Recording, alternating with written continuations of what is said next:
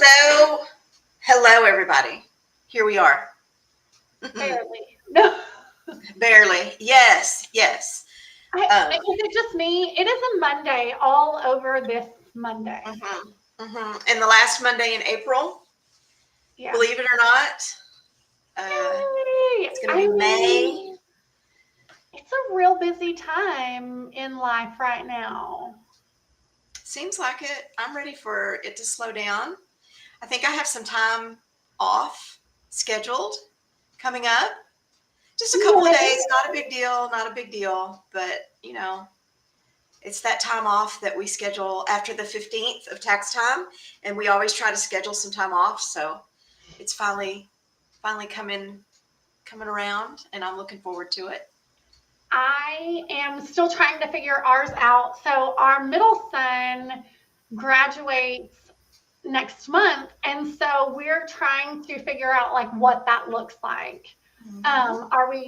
Are we taking off a lot of time? Are we just taking off a couple of days? Are we going out of town? So I may be taking off some unexpected time that I haven't considered yet. And what is he? So he's graduating high school, and then what are his plans? Electrician school. Oh yeah, I remember you told me that. And Audrey is graduating when? Yes. Okay. Yes, Audrey is graduating. Actually, she's already graduated because she did an accelerated program through her high school. So she finished about 2 weeks ago. But the graduation ceremony is coming up the end of May, and she is off to the University of North Texas in Denton. Yay! And she's excited about that. So she's got orientation coming up in, I think, mid-June. And she's already registered and ready to partake in all of the activities and get going there. Oh, the activities are so much fun. Tell her don't skip out on like the welcome week stuff. Like go out, be the traditional freshman, and like, yeah, it's weird, but like just do it and make some friends. I think she's looking forward to it. She's wanting to have the full-on college experience for her freshman year at least, and then we'll see how she feels about it after that. So, but she's really excited. She's been really proactive about her registrations, getting them all the info they need, getting her finances all in order, and just getting everything done. She got a scholarship. She's ready to go. So we're really, really proud of her. So kicking butt, taking names. Hopefully. So we're a little nervous, but yeah. It's so much easier for me because like our oldest, while he went to college, he still lives at home because we live right, because it's right down the street. Yeah. And so I'm not ready for my kids to go off. So I feel you so much when you're like, we're a little nervous, because I actually dread it a whole lot when my kids grow up and move out. I'm just going to say that. What'll be neat, I mean, I know you and I already took this personality test or this temperament test. So when we're talking to Melissa about it here in just a few minutes, maybe it'll be neat for us to kind of try to pigeonhole our kids and see where they might fall. Oh, I hadn't thought about that until just now, to try to see if we can figure out where they are. Okay, but you want to know what's so funny? And I think this will come up in the discussion, is like how much of what we do or we perceive about other people might be them masking. And so, like, it's nice. When I took this temperament test, I was like, oh, well, other people would say I'm that, but I wouldn't say I'm that. And so I wonder if this is part of the whole point of the conversation, is that we sometimes really misunderstand everybody else's intention. I don't know, but we're going to find out. So I can't wait to talk to her. I know. We're going to roll the intro and we'll bring her on. So here we go.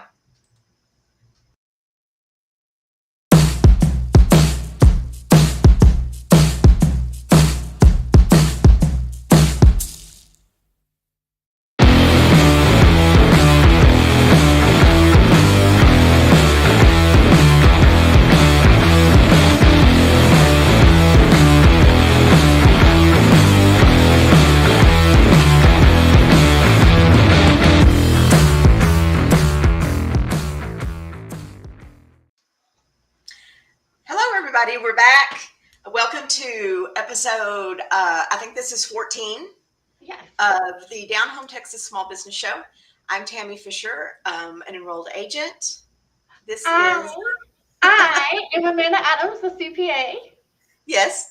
And today we're going to do a show about dealing with not necessarily difficult people, but different people and different temperaments and personality types. And we have a special guest, my friend, and after the show, she'll be your friend. Please welcome Melissa Vinson. Yay! Thank you. Hi, ladies. Welcome, Yay. welcome. We're Thank so you. glad. Welcome. We're so glad that you could be here, our fellow Texan, Melissa Vinson. So tell everybody a little bit about yourself and how you came to develop this presentation. Well, okay. So I head up a nonprofit called Christian Business Women's Network. And my husband and I, we have a 501c3 ministry, Dominion International, and a Bible school. And we are very, very big on self-awareness. We believe that everyone should be self-aware. But it's a process because sometimes we don't even know ourselves. You know, we've grown up being told we're a certain way or just doing what, modeling what we've seen. And we don't really know who we are. We don't really know our own intentions. You were talking about intentions. And so this is something that we teach in our school. And I have now expanded it to businesses. And so I do workshops for different businesses so that they can have a better idea of how to work with those people that we think are difficult. And the truth is, most people are not trying to be difficult. Most people are misunderstood. Amen, amen, amen. Preach, hallelujah. Okay, that's true. Yeah. All right. So Amanda and I took the temperament test beforehand, and we put the link to it and the visual so people could see it beforehand.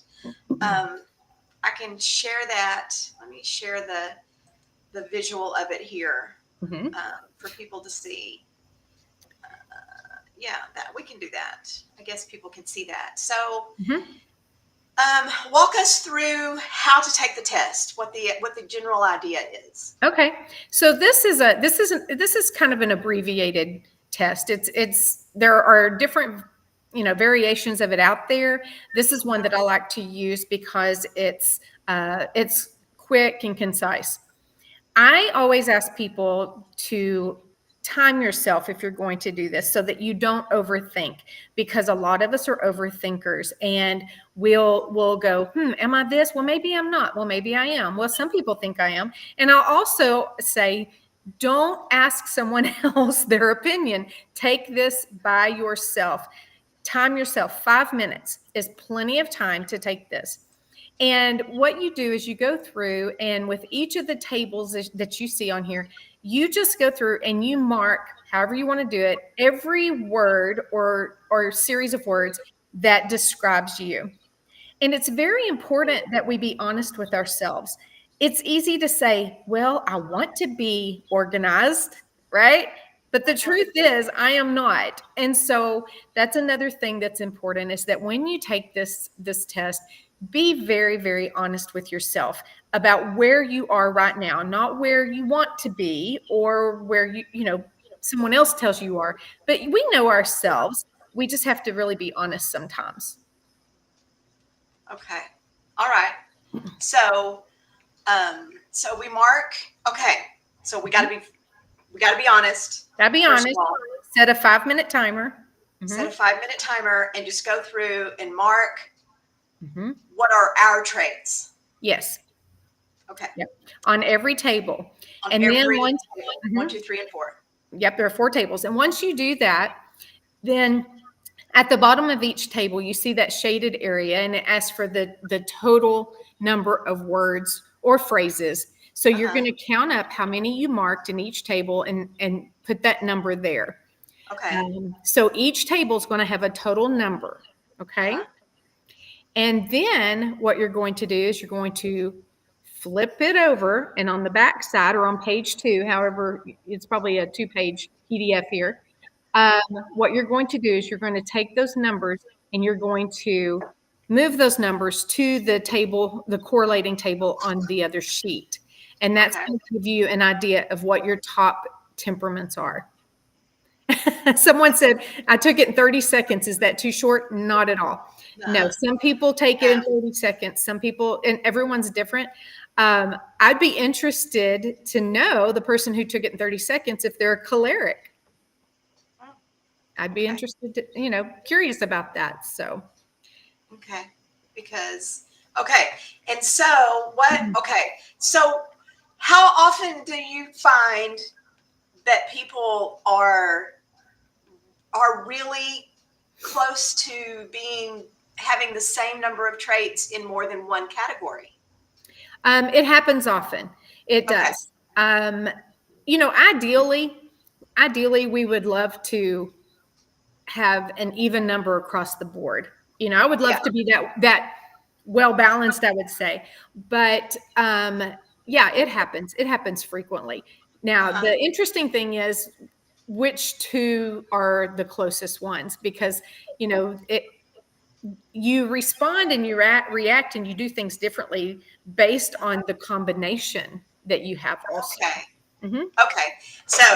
Okay. So here's where the fun part starts. Uh-huh. Is getting into the 4 temperaments, because each of these tables indicates a different temperament. Right. Right? Okay. So let's start diving into that a little bit. Okay. And you're going to be the guide. Okay. So now, let me ask you. So you and Amanda, you've both completed the test. Mm-hmm. Okay. Can I ask you what your highest number? Which temperament was your highest number? 1. My highest one was table number 4. Table 4, which is I don't see the second page. Oh, okay. Now I need to go down here. Okay, hold on, Go ahead people. and go to the second page. Uh-huh. Okay, so here's what the tables are. Dependable. Yes, she's dependable. Followed very closely, though, by table number 2. There was only a 1-word difference between the 2 of them. Okay. So you are a phlegmatic, and then table 2 is a sanguine. Phlegmatic sanguine. Okay. Okay. And Amanda, what was your top one? I'm choleric. Okay. There's nothing wrong with that. Okay. What was your second highest number? They were all 3 of the rest were the same number. Interesting. Okay. Now that I don't see often, but that is interesting. Okay. I was very like, what is this? Yeah, that's interesting. Okay, so let's go. I broke it. You what? I broke it. No, you did not. Okay, so let's talk about these, about each one. What it looks like when you are, one of the tempers. Now, everybody's going to have all 4 of these. We all have a mix of them. But we're going to talk about each one as your primary and what that looks like. And I'm going to switch out. I'm going to switch out your graphics. So okay, just bear with me just a second. Sure. I'm going to figure out how to do that. That's all right.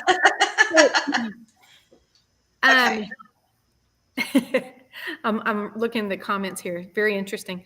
So one of the reasons that I encourage people to use this in their businesses is because when someone applies for a job, okay, let's just be real here.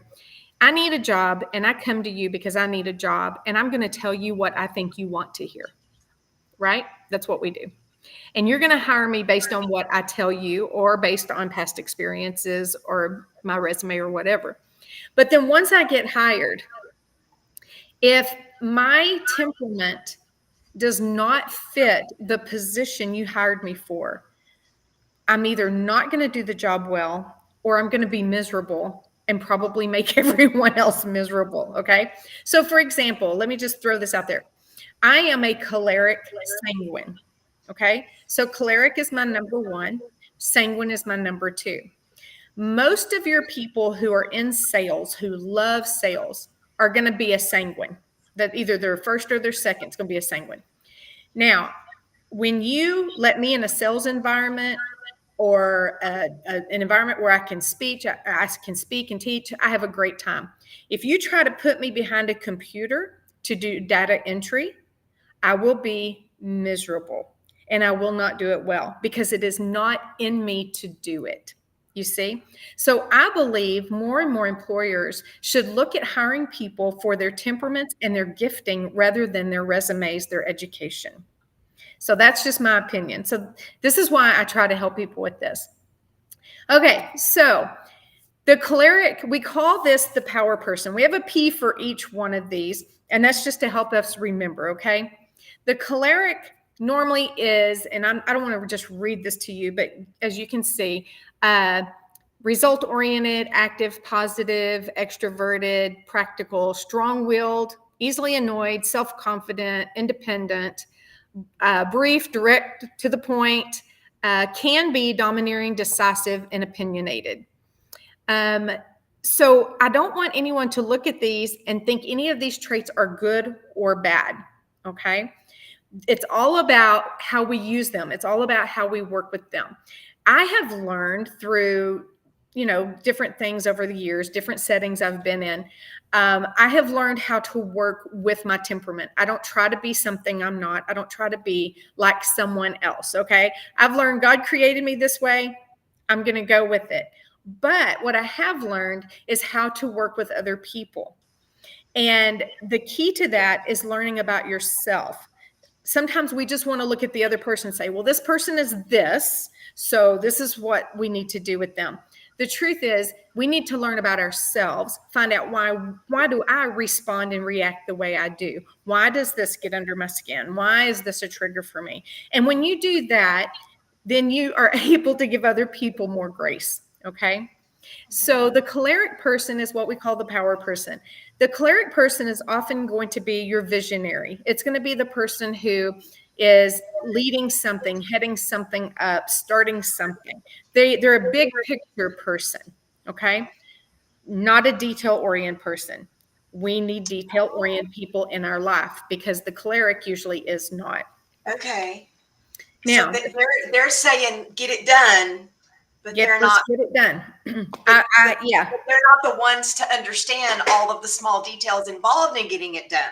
Yes. They just want to see the results. Yes. So, for example, I'm a visionary, and Tammy, you know me well enough to know I'm always like, oh, let's start this. Let's do this. Let's have a workshop. Let's have a conference. We threw a conference together in 2 months last year, right? And it was a great right.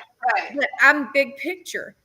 Okay. And so I can see this is what it's going to look like. This is what I want to happen. Now I need these people to make it happen and help me make it happen. Okay. Right.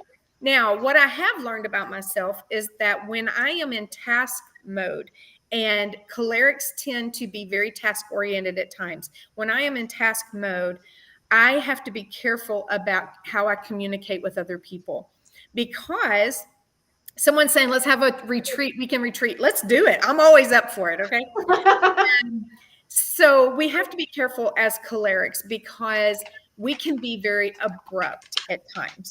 Okay. I'm on task. I'm getting this thing together, and someone's saying, asking me a question or doing something, and I can be abrupt and brief, not meaning to, but sometimes I offend people or hurt their feelings. Now, if I know I've done that, it hurts my heart because I don't want to do that. But in my head, I'm just trying to get the job done. Does that make sense? Yeah, it totally does. So I've learned how to try to be more patient, think about how that other person is thinking, where they're coming from, that kind of thing. So there's a lot to work through, a lot to think about within all of these. Okay, you want to go to the next? There we go. Okay, so this is the second one on the table, the sanguine. We call them the people person. They're usually people oriented. They're extroverted. They like to have a good time. They're persuasive. Again, your salespeople. Optimistic, enthusiastic, personable. Usually build relationships quickly. Doesn't mean they're deep relationships. You know, we think everybody's our friend as a sanguine, right? Everybody's our friend. Animated, excitable, obviously talking with my hands, get bored very easily. Okay. If they're not doing something social, competitive, can be disorganized, forget where they leave things. My husband can attest to this. Like I said, I am a choleric sanguine. And it's funny because my husband always says, you know, you want to put together, organize, and throw a party, invite everybody to come, but you want everybody to have fun your way as a choleric, you know, which is, you know, that's kind of going over the top, but that's a little bit how we think, you know, is as a choleric, I want things done this way. Here's how I want it done. But as a sanguine, I want everybody to come and have fun and do it my way. And so I have to be careful about that too. The thing about being a sanguine is sanguines are a lot of fun to be around, and they're really good at pulling people together and saying, hey, y'all, come on, let's get this done. Let's do this together. Let's work together. They like work settings where they can collaborate. Sanguines won't do well in isolation at all. That would just be terrible for them.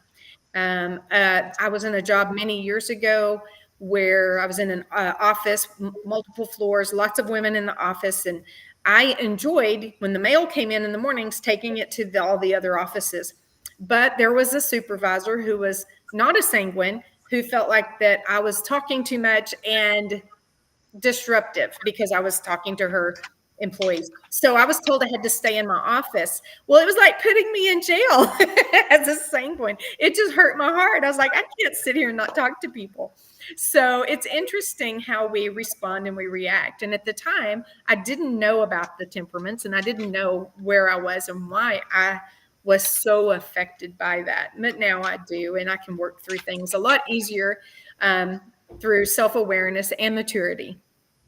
So anyway, that's the sanguine personality or temperament. Okay, the next one is the phlegmatic. We call it phlegmatic, the peace person. But these were not, the number 3 on the test though was melancholic. Okay, melancholic. Yeah, so the slide must be split. Okay, we'll do that one next. Yes, okay, sorry about that. So That's yes, okay. the third table, I believe, was the melancholy. Okay, so melancholies, we call this the perfect person.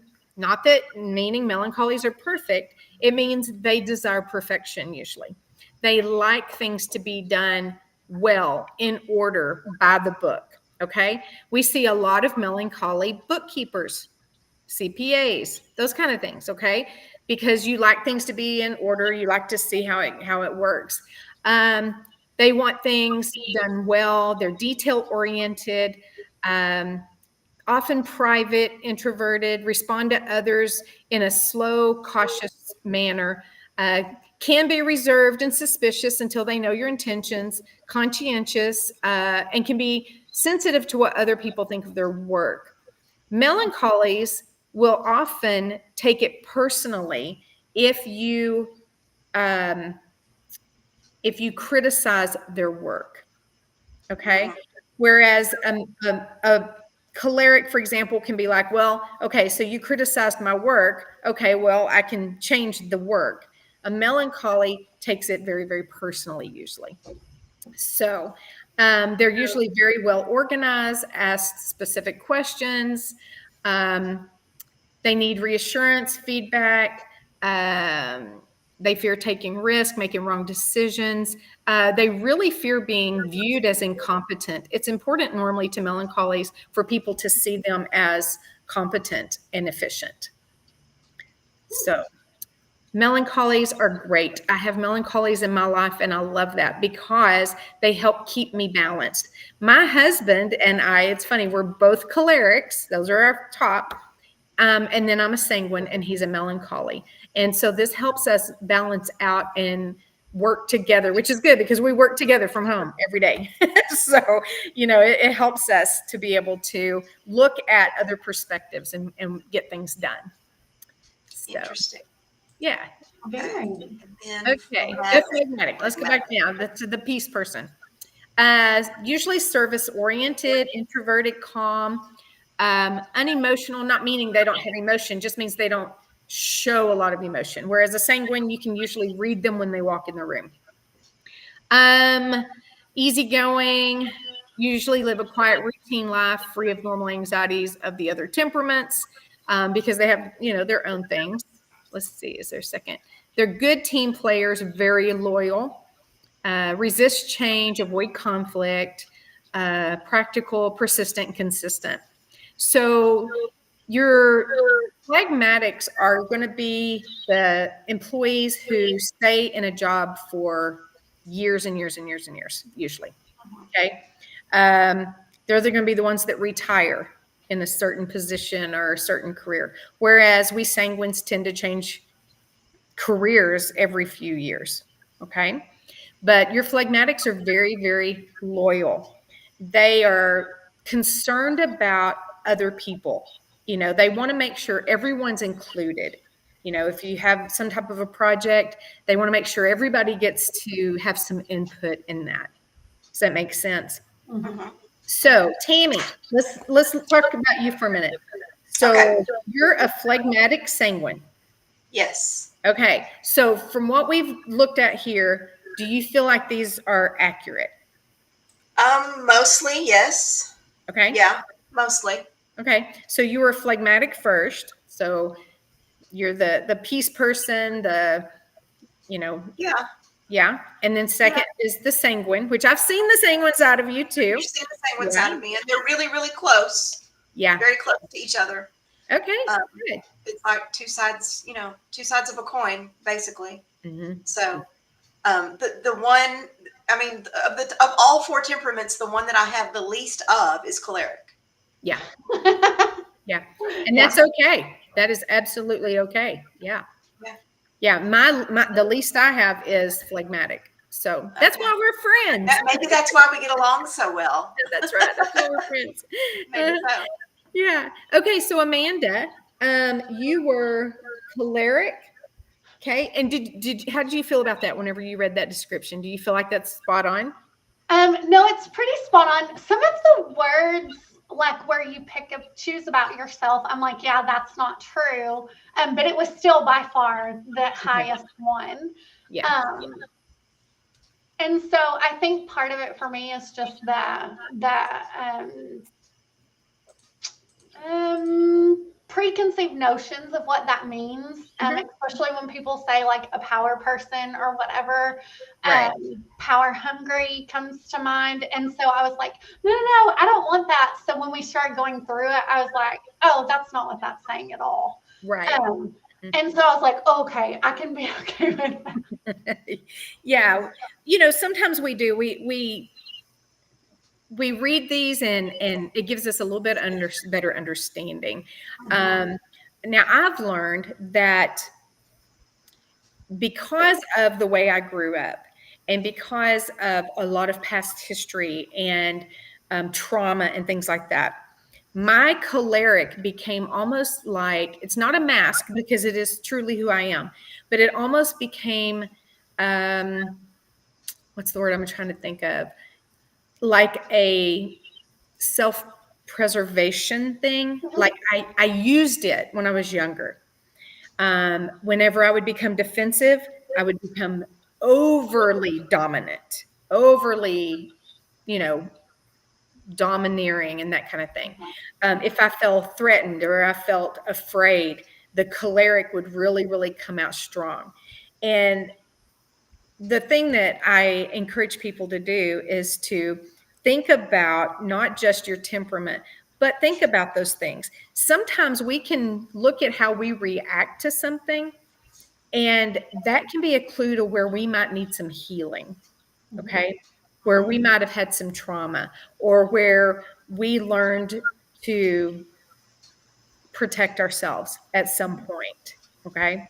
And so I'm not going to say I'm not as choleric as I used to be, but what I will say is I am more aware and I know how to work it better than I used to and how to control some of that. Nothing wrong with being a choleric. Cholerics get things done. Cholerics have, like I said, they're visionaries, those kind of things. But we have to learn how to manage some of those characteristics. Years ago, I had a retreat that I had organized, I'd put together. Again, big picture, I'm thinking about the whole thing. We've got to make sure everything's on task and everything's here and everything's done. And I had a very sweet lady who was, she was a melancholy, who was decorating the tables. And so I'm over here thinking about all these things, the schedule and the speakers and all this. And she's decorating tables. And so she's calling my name and I'm trying to do this. And I hear my name, Melissa, hey, Melissa. And I said, what? And she said, should I put the pink tablecloth here, the green one here? Or should I put the pink one here, the green one here? And out of my stress of I've got all these things to make sure everything happens on time, and out of my choleric temperament, I very abruptly said, I don't care. And really hurt her feelings, really hurt her feelings. And I felt so bad later. And what I realized is that I went to her and I said, it's not that I don't care about you or what you care about. I honestly just don't care about the tablecloths, and I gave that job to you because I knew you'd care about it. So I trust you to make that decision. You see? But I've learned when someone does that now to stop what I'm doing and think about where they're coming from and try to, respond differently. Cholerics can be very reactive. And my goal in life is to be less reactive and more responsive. So that's a good way of putting things. Yeah. That's a good one for all of us, really. It is.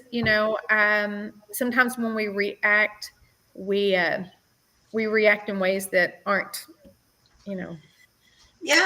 aren't really as pleasant as they should be. So learn to respond rather than to react. But when you know the other person's temperament and you know where they're coming from, I held a workshop a few years ago for a group, and one of the ladies there said that she had an employee that was just driving her crazy. She was really having a problem working with him. And when I asked her why, what was going on, her answer was that he's always questioning me. Well, as a mother, I remember thinking that about my kids. Why are you always questioning me? Just do what I say, right? And as we talked a little more, what I found out was that she would give him a task and take it to him and say, I need you to get this done.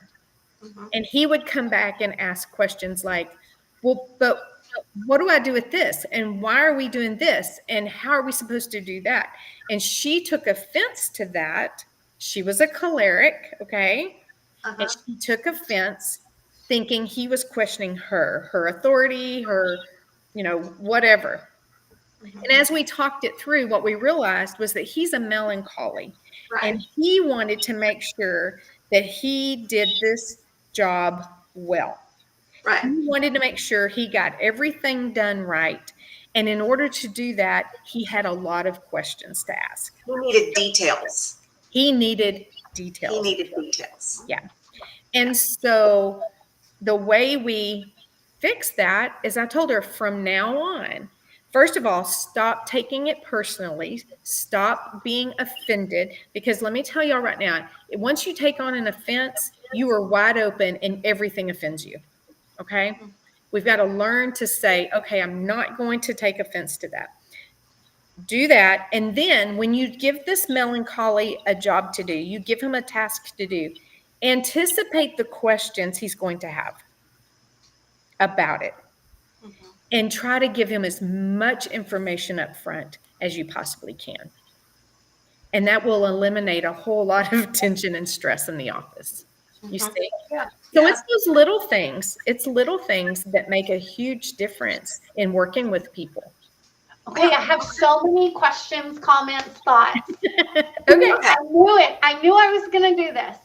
Okay, one question I have is, do you see more of an issue in like intergenerational things? That is a whole nother thing. Okay. Learning to work with people of different generations is a challenge in itself. I still think that with the temperaments, I still think you can have a better understanding of how to relate and work with someone. But there is a difference. I mean, we know there's a big difference in how we were taught. I mean, I'm 56, how I was taught growing up in the workplace, and what my expectations were, and what, people just coming out of high school and college, how they perceive what the workplace should look like. It's very different. Very different. Very. Yeah. Okay. Second, a lot of times, especially in the accounting field, people are promoted for skill for skill. They can do the job, and so they get promoted. So if it's a technical thing and they have mastered it, they move to the next level. But they kind of miss that management training, that people side of things. Right. Are there things that we can be doing better with that? Like, what can we do better? As an employer, or training is important. Training is important. One of the things that I see more and more that people are missing, the younger generations coming up, are the soft skills. The communication skills. Learning how to relate to other people. There's a lot of that missing.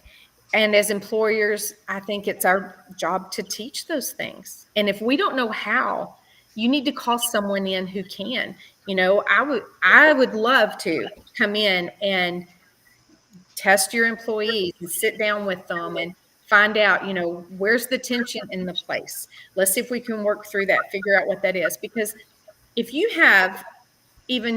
just have two people in a place of employment that have tension between them, it affects the entire environment. Yeah. It affects everybody, Yeah. and it can be miserable to work there. And we don't want that.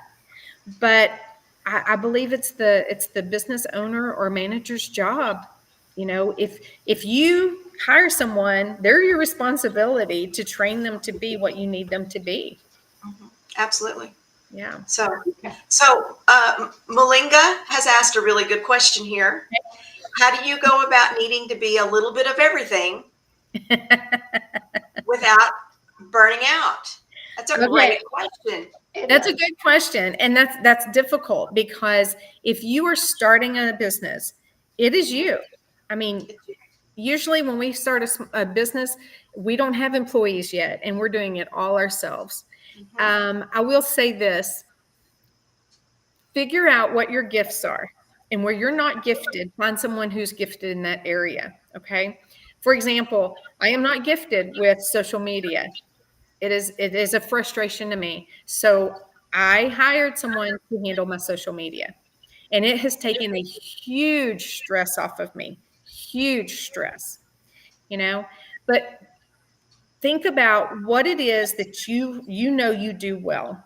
What is it you don't do well at all? And if you can delegate that to someone, do it. If you can trade services with someone, this is something people need to think about in small businesses.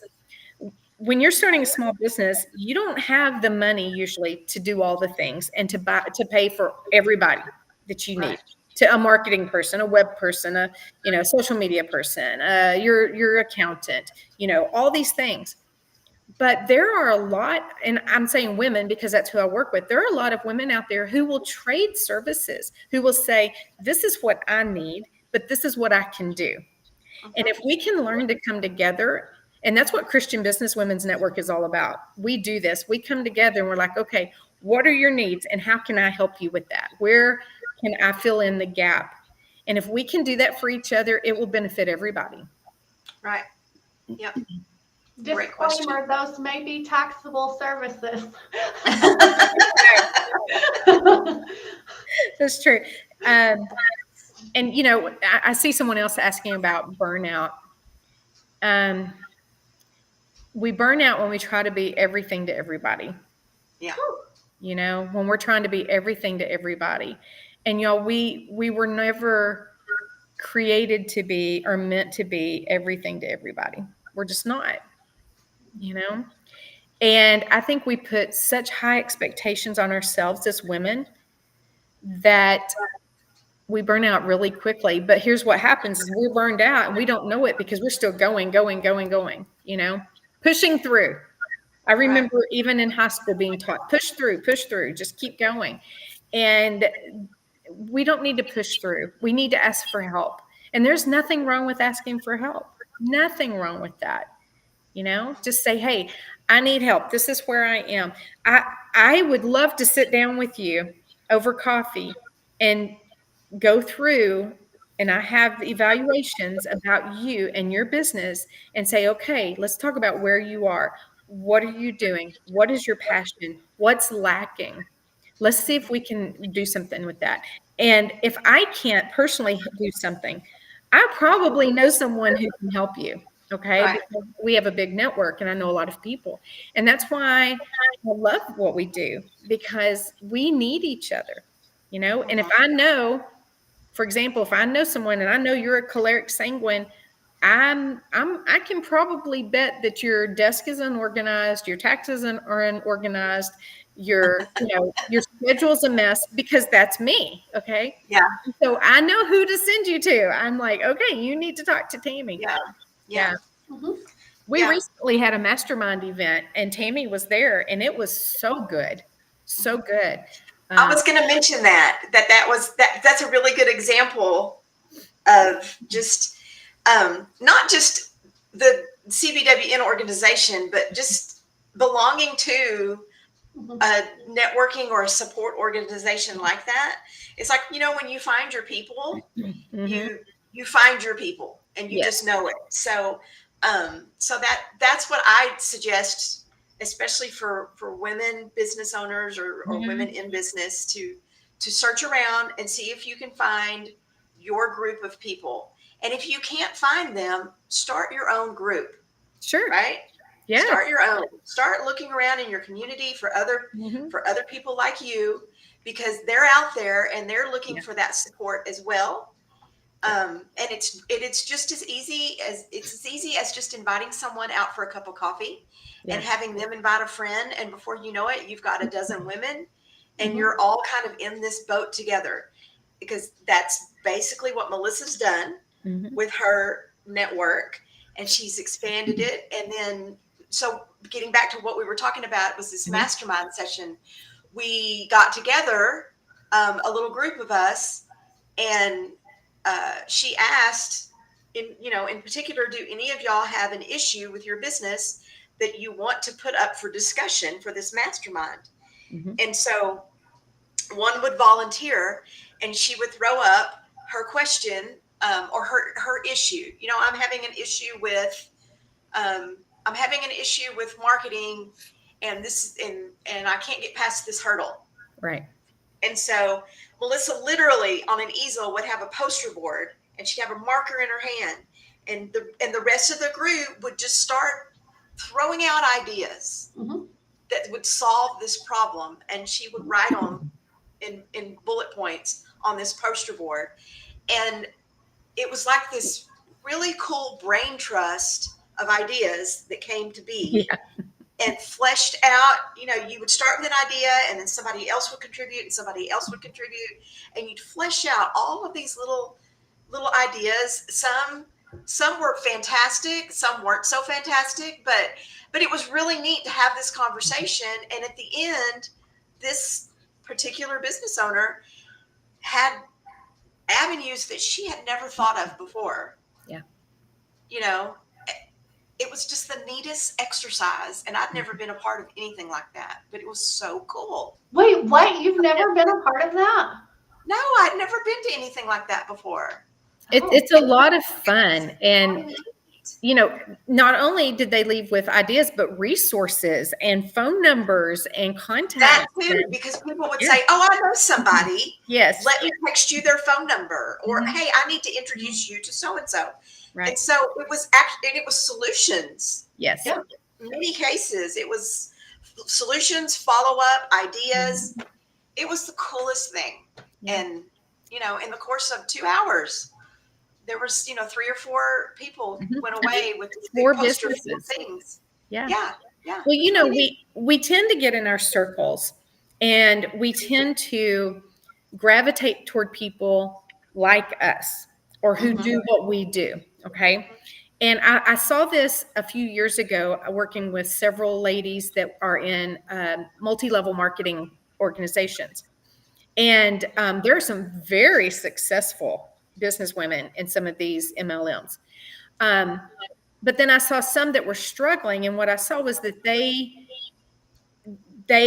stay within their groups of within their consultants or whatever. And they needed some help thinking outside the box, especially if their group, say, they're what do they call it? I forget what they call it, but they're upline or whatever, are in a larger city, okay? But they're in Abilene. Well, the market is very different. So what works in one market may not work in another, okay?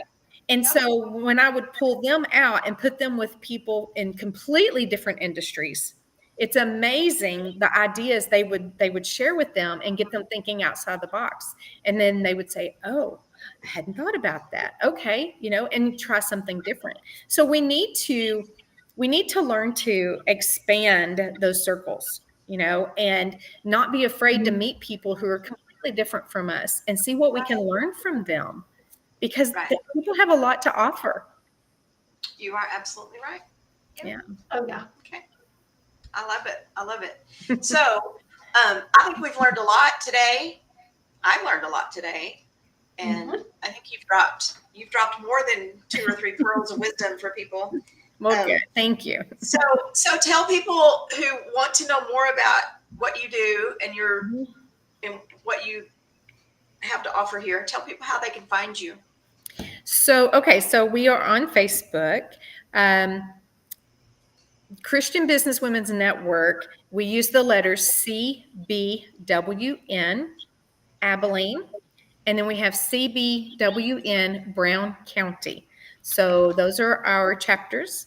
My name is on Facebook, Melissa Charlotte with an S, Vinson. Our website is cbwn.info. So you can contact me through any of those avenues. I would love the opportunity to, come into a business and help you figure these things out and help your employees learn to work together better. Or if you're interested in a retreat or a mastermind event and getting something organized, I would love to help with that. This is what I love to do. I want to see everybody succeed. I want to see everyone do well. And if I can help do that, then I am happy to do it. Yeah. Very good. All right. Well, it's been a pleasure to have you on. Thank you for having me. I enjoyed it so much. Thank you. Good to see you. You too. And nice meeting Amanda. Yes. It was so great to meet you. Yeah. All right. Well, I think we're going to wrap things up here and get ready to I don't know, relax for the rest of the afternoon. Do some work for the afternoon. I don't know. Here you go. Work. Got to get ready for my kids to come home. There you go. Yeah. I thank everybody for coming in today. We had a good, lively discussion going on over here in the chat room lots of today. That was questions nice. and I know. I'm so glad. So Me too. it's good.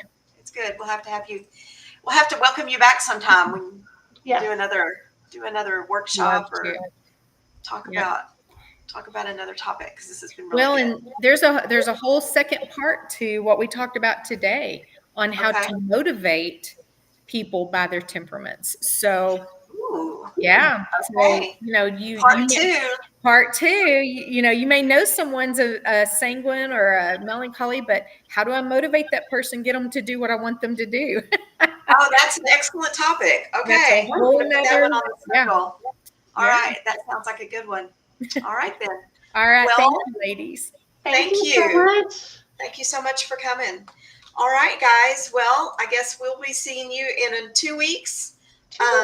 2 weeks, and we're coming into you next time with a topic about, let's see, it's going to be about productivity and different applications that we use to keep ourselves streamlined and more organized and to get the most out of our day. So that'll be a really good one for y'all to come and join in on. So Yeah, we Until then. cholerics need that for sure. yeah, well, us formatics need that too. So, all right. So we'll be seeing y'all. Thanks a lot for coming. Thank Bye, you. y'all. Bye.